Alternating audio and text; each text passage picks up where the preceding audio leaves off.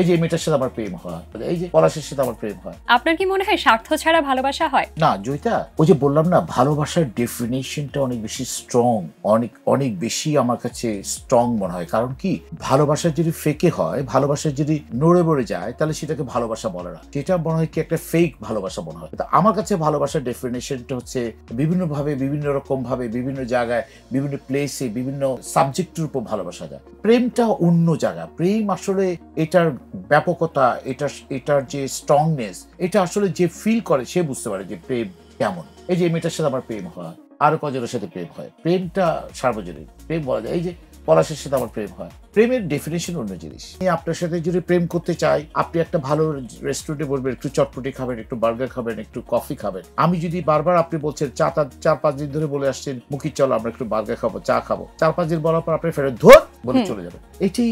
এই যে প্রেমটা অনেক স্ট্রং জিনিস, এটা ডিফাইন করা যাবে না। এটা আমার কাছে মনে হয়, এটা পার্সোনাল অবজারভেশন, এটা আমার পার্সোনাল অবজারভেশন।